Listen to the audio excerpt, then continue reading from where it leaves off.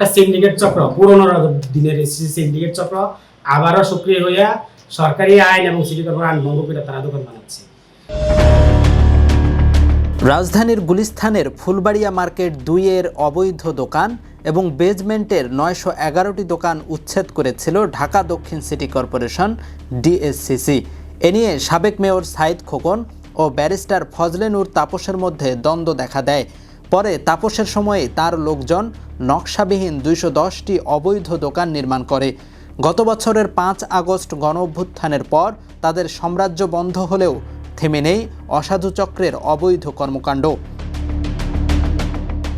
নতুন করে মার্কেটের বেজমেন্টের 4টা গেটে তালা লাগিয়ে ভেতরে দোকান নির্মাণ চলছে। সংশ্লিষ্ট সূত্র মতে গুলিস্তানের ফুলবাড়িয়া সুপারমার্কেট 2 এর সিটি প্লাজা, নগর প্লাজা ও জাকের প্লাজার আন্ডারগ্রাউন্ড বা বেজমেন্টে অসাধু চক্র দোকান নির্মাণ করছে।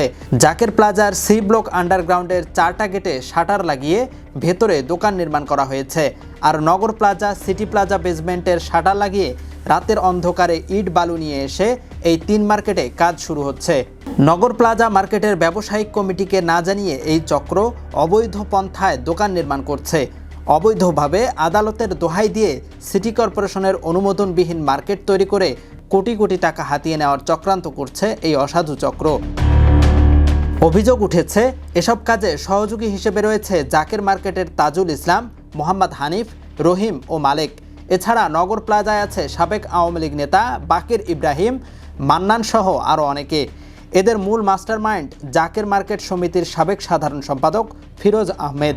মার্কেটের ব্যবসায়িক কমিটির দাবি, ক্ষুদ্র ব্যবসায়ীদের থেকে কোটি কোটি টাকা আত্মসাৎ করার চক্রান্ত করছে এই চক্র। তারা ব্যবসায়ীদের স্বার্থে সিটি কর্পোরেশনের অনুমোদনবিহীন কোনো দোকান নির্মাণ না হওয়ার দাবি জানিয়েছেন। ডিএসসিসি সূত্র জানায়, এই মার্কেটে সিটি কর্পোরেশনের বরাদ্দকৃত দোকানের সংখ্যা এ ব্লকে 176টি, বি ব্লকে 176টি ও সি ব্লকে 179টি। তবে বরাদ্দকৃত দোকানের বাইরে মার্কেট সমিতির নেতারা ও স্থানীয় রাজনীতিবিদরা মিলে মার্কেটের সিঁড়ির নিচে টয়লেট ভেঙে লিফলেটের সামনে ফাঁকা জায়গায় আরও 210টি অবৈধ দোকান নির্মাণ করে ভাড়া দিয়েছে। এদিকে গত 27 নভেম্বর সিটি মার্কেটের নিচতলায় একটি টয়লেট ভেঙে আরও 2টি দোকান নির্মাণের অভিযোগ উঠেছে। অভিযোগ রয়েছে সরকার পতনের পরও মার্কেট সমিতি ফাঁকা স্থানে দোকান নির্মাণ করে 20 লাখ থেকে 50 লাখ টাকায় বিক্রি করছে। এছাড়া ফুলবাড়িয়া সুপারমার্কেটের এই নগর প্লাজা ও সিটি প্লাজার 6ষ্ঠ তলা থেকে 8ম তলা পর্যন্ত সিটি কর্পোরেশন আরও 684টি দোকান নির্মাণ করলেও এখন পর্যন্ত এসব দোকান বরাদ্দ দেওয়া হয়নি।